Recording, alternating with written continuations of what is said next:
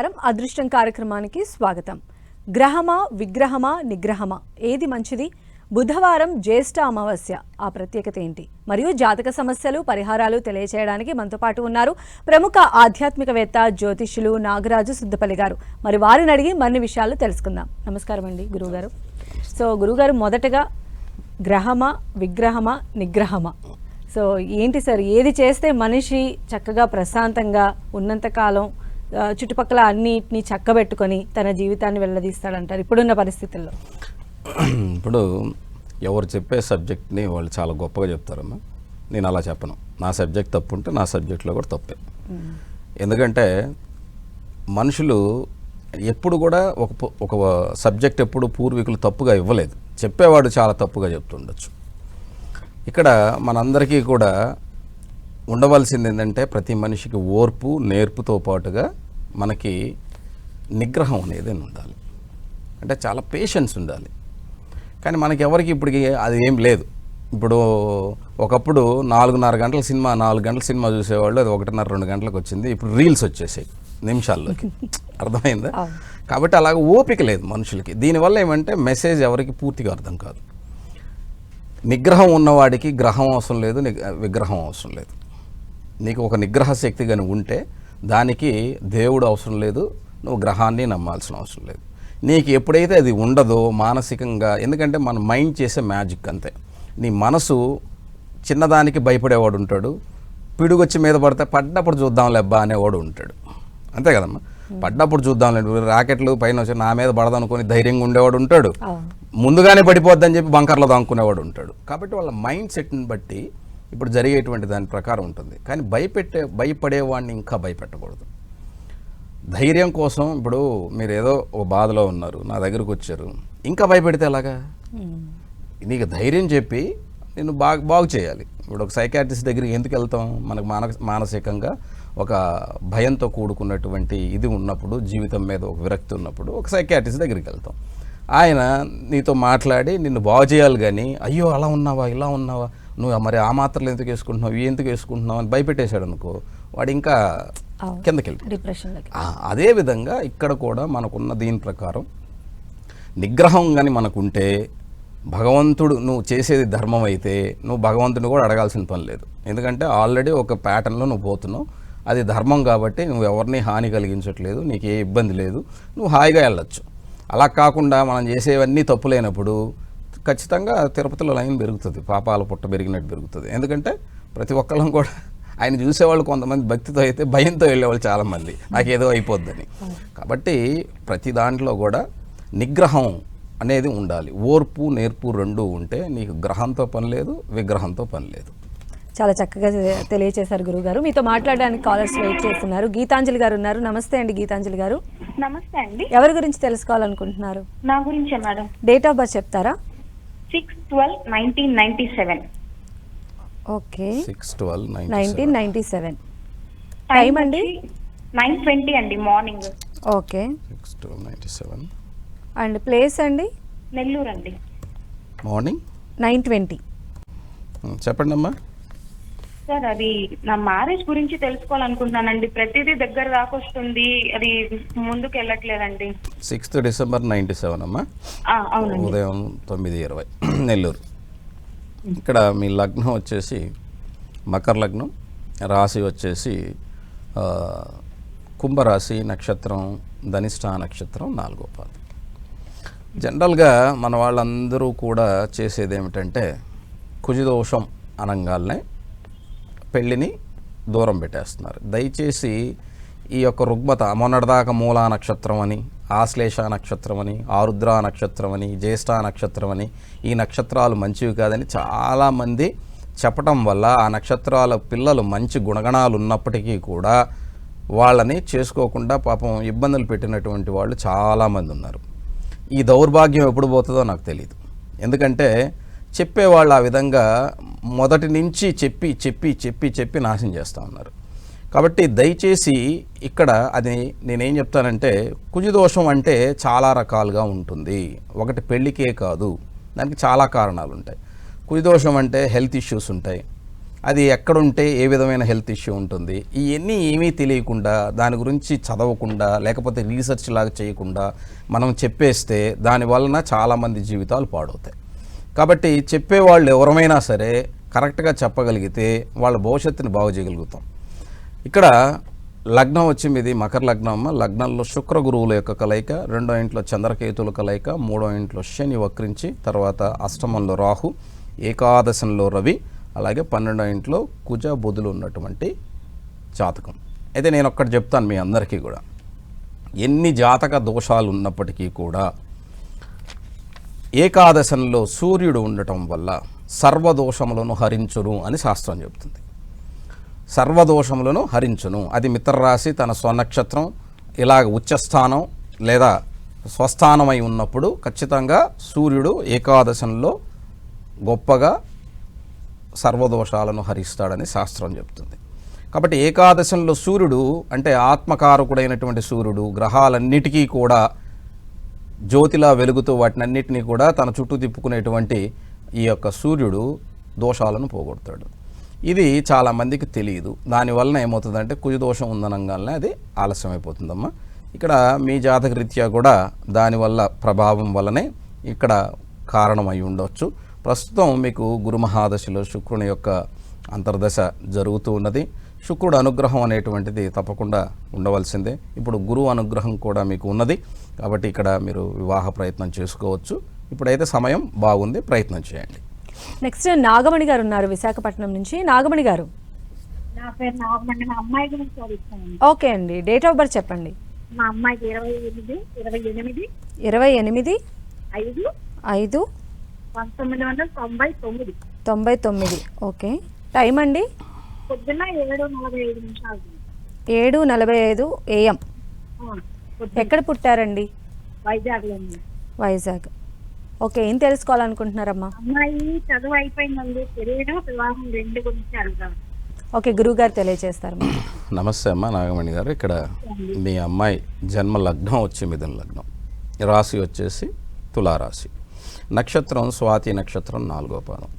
లగ్నంలో శుక్రుడు, 2వ ఇంట్లో రాహు, అలాగే పంచమంలో కుజుడు వక్రించి చంద్రునితో, అలాగే అష్టమంలో కేతు, ఏకాదశ గురువు శని, 12వ ఇంట్లో రవి బుధులు ఉన్నటువంటి జాతకం. ఇక్కడ సప్తమాధిపతి అలాగే దశమాధిపతి, మీరు వివాహము అలాగే ఉద్యోగానికి సంబంధించినట్టుగా అడిగారు. ఇవి రెండూ కూడా జాతకంలో గురువు ఏకాదశంలో ఉన్నాడు. రెండిటికి అధిపతి గురువు.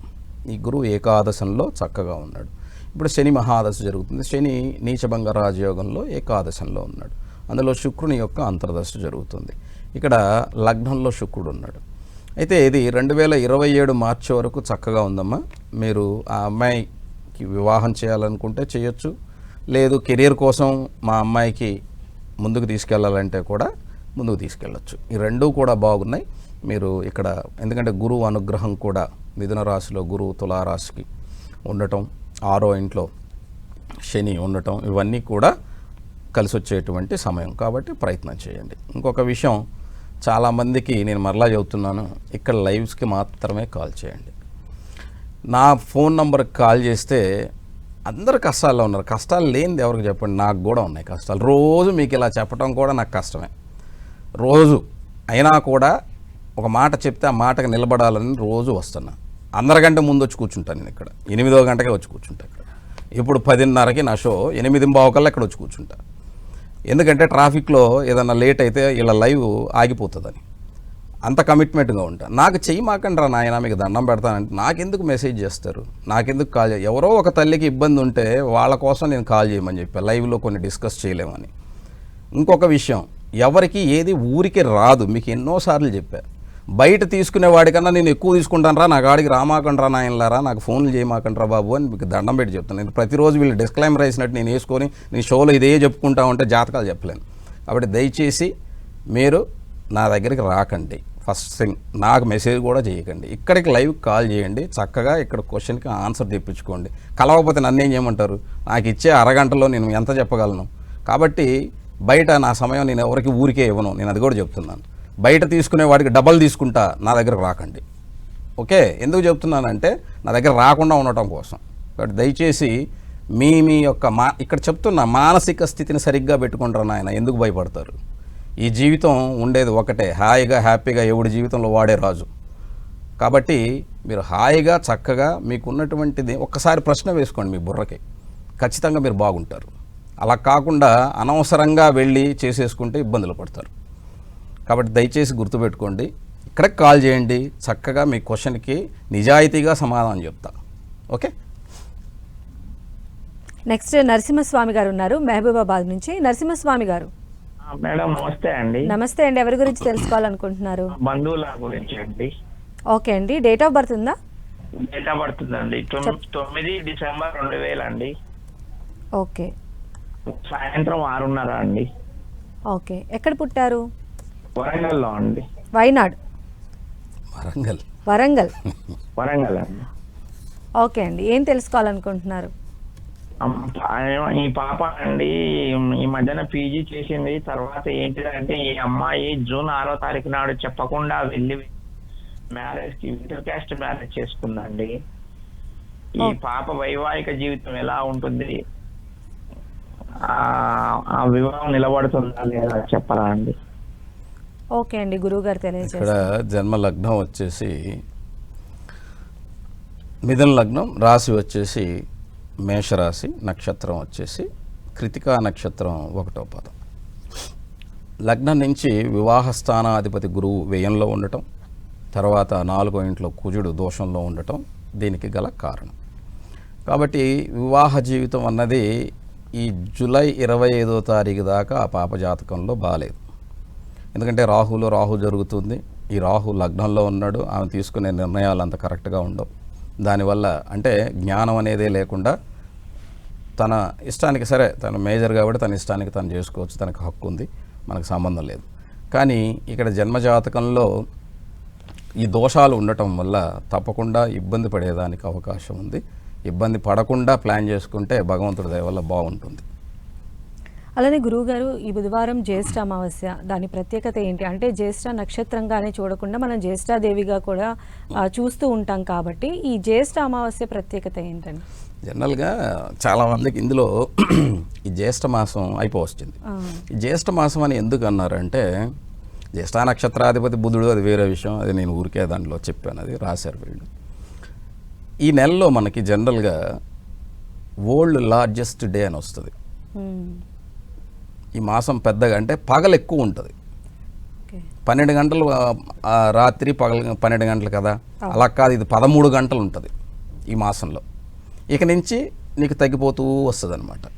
అందుకని మన పూర్వీకులు ఏం చేశారంటే, ఇక్కడి నుంచి దక్షిణాయనం అంటే భగవంతుడు పడుకొని నిద్రపోతాడు, చీకటి ఎక్కువ ఉంటుంది అని చెప్తారనమాట. అంటే ఇంకొచ్చే కొద్ది పగలు తగ్గి రాత్రి ఎక్కువ ఉంటుంది. జ్యేష్ఠ అంటే పెద్దది, పెద్ద మాసం అని అర్థం. పెద్ద మాసం అంటే ఏంటి?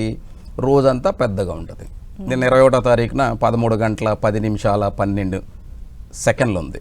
తర్వాత 22వ తారీఖున 11 సెకండ్లు ఉంది. తర్వాత పడిపోతూ వస్తుంది అనమాట ఇంకా రోజు. దానివల్ల ఈ జ్యేష్ఠ మాసంలో రోజు ఎక్కువ ఉంటుంది. ఇది దానికి ఉన్నటువంటి నిజమైనటువంటిది.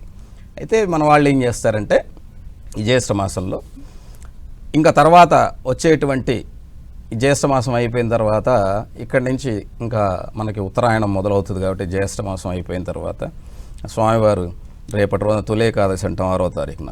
దాన్ని దేవశయన ఏకాదశి అంటారు. అంటే మహావిష్ణువు శయనిస్తాడనమాట. ఇప్పుడు దాకా మేలుకున్నాయన పడుకుంటాడని చెప్తారు వీళ్ళు.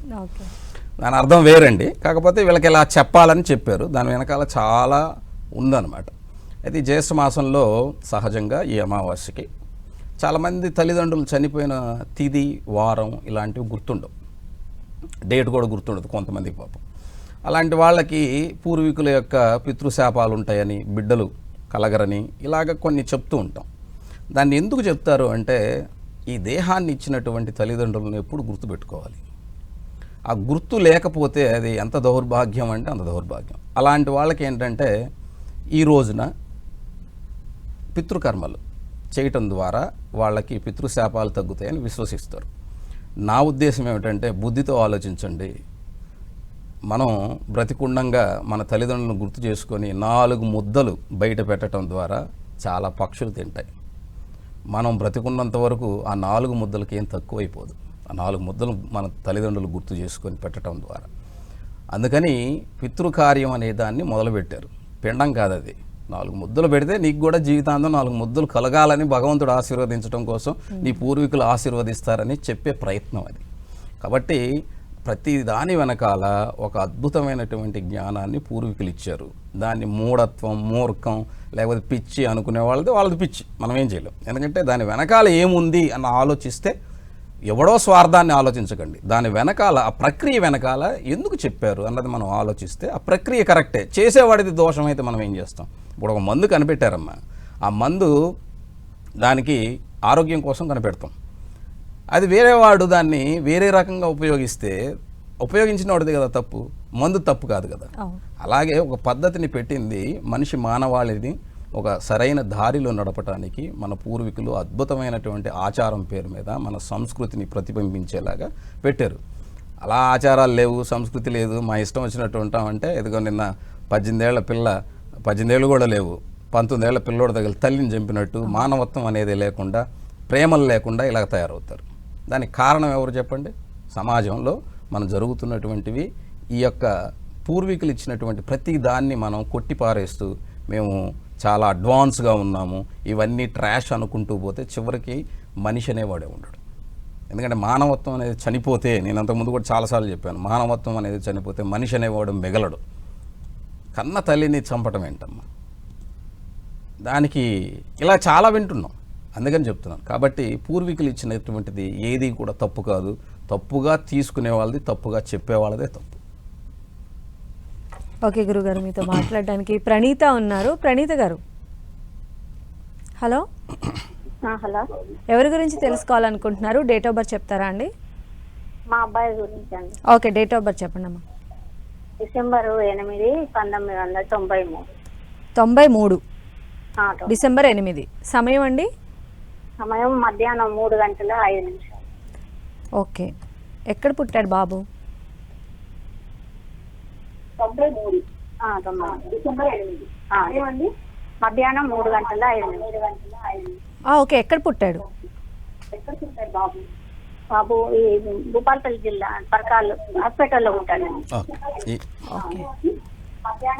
అమ్మ, మీరు టీవీ వాల్యూమ్ మ్యూట్ చేయండి, డైరెక్ట్గా ఫోన్లో మాట్లాడండి, లేదంటే కాల్ డిస్కనెక్ట్ అయిపోతుంది. ఇక్కడ మీ అబ్బాయిది ప్రశ్న అడగకుండానే పెట్టేశారు డేట్ ఆఫ్ బర్త్. అందుకనే ఎప్పుడు కూడా ఫోన్లో మాట్లాడితే మీరు నాతో మాట్లాడాక ఆమెకి డేట్ ఆఫ్ బర్త్ ఇచ్చాక ప్రశ్న చెప్పాక మీరు టీవీ పెట్టుకోవచ్చు. ఎందుకంటే ఫ్యూ సెకండ్స్ లైవ్లు వచ్చేదానికి, ఇక్కడి నుంచి శాటిలైట్కి వెళ్ళి వచ్చేదానికి ఫ్యూ సెకండ్స్ పడుతుంది మీకు. ఓకే, ఇక్కడ లగ్నం మేష లగ్నం, రాశి వచ్చేసి కన్యా రాశి, నక్షత్రం హస్త నక్షత్రం, 2వ పాదం. జాతకంలో 2వ ఇంట్లో కేతు, 6వ ఇంట్లో చంద్రుడు, 7మ గురువు, అష్టమంలో కుజ, రవి, బుధ, శుక్ర, రాహు, బుధులు, అలాగే ఏకాదశంలో శని ఉన్నాడు. ఇక్కడ చాలామందికి తెలియంది ఏమిటంటే, మేషలగ్నానికి 8వ ఇంట్లో కుజుడు ఉన్నాడు, తన సొంత ఇల్లు. అయినప్పటికీ వివాహ దోషం ఉంటుందా? ఉంటుంది. ఎటువంటి దోషం ఉంటుంది? అహం ఉంటుంది వీళ్ళకి, నాలాగా. ఇంకోళ్ళ గురించి చెప్పకూడదు, అహం ఉంటుంది. ఈ అహం ఉండటం వల్ల ఎవరికి భయపడరు, ఫస్ట్ థింగ్. ఇంకొకటి, 8వ ఇంట్లో కుజుడు వల్ల పైల్స్ ప్రాబ్లం కానీ లోయర్ అబ్డమెన్ హెల్త్ ఇష్యూస్ ఉంటాయి. ఈ లోయర్ అబ్డమెన్ హెల్త్ ఇష్యూస్ వల్ల కూడా ఇబ్బంది పడతారు, కుజదోషానికి గల కారణం. అలాగే 7మ గురువు బాగున్నాడు కాబట్టి ఇబ్బంది లేదు, భాగ్యాధిపతి 7మంలో ఉన్నాడు కాబట్టి అది మంచిది. అలాగే చంద్రుడు 6వ ఇంట్లో ఉండటం వల్ల కొంచెం భయం ఉంటుంది. కన్యారాశి హస్త నక్షత్రం 2వ పాదం కాబట్టి మేషలగ్నానికి కొంచెం భయం ఉంటుంది. కొద్ది రోజులు ప్రపంచం చేత తిట్లు తిని ఆ తర్వాత ప్రపంచానికే మంచి చెప్పేవాడు అవుతాడు, కాబట్టి భయపడాల్సిన అవసరం లేదు. గురుమహాదశ మొదలైంది.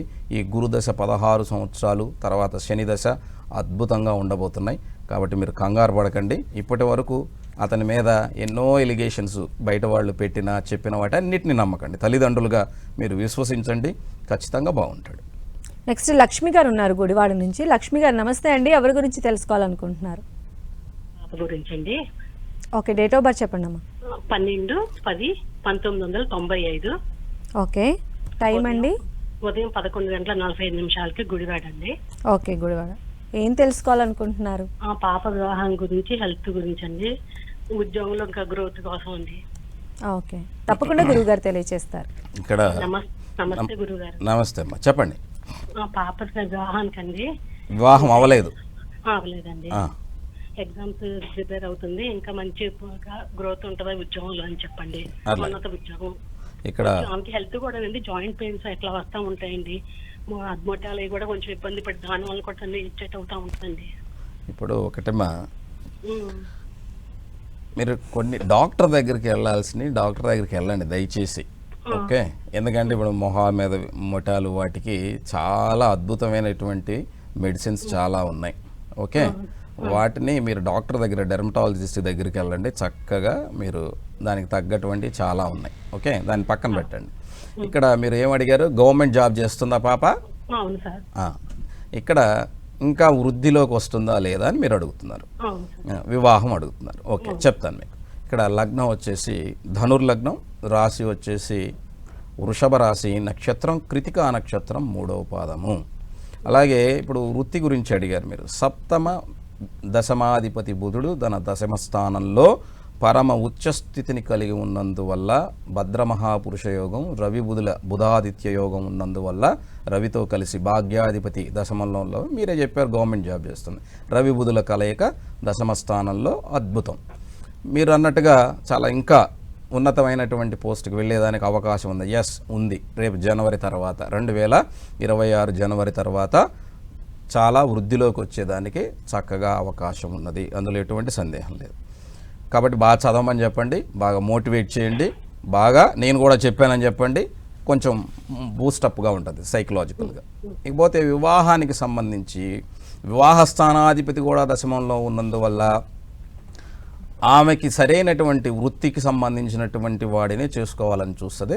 ఆమె ఆలోచనకి మీరు కట్టుబడి ఆమెకు నచ్చినట్టుగా వివాహం చేయండి. ఎందుకంటే జాతకంలో కుజదోషం ఉన్నందువల్ల 12వ ఇంట్లో కుజుడు స్వస్థానంలో ఉన్నప్పటికీ 12వ ఇల్లు కాబట్టి కొంత స్వల్పమైన దోషం ఉంటుంది. దీనివల్ల ఇబ్బంది కలగకుండా ఉండటం కోసం తనకు నచ్చిన వాళ్ళని చేయండి.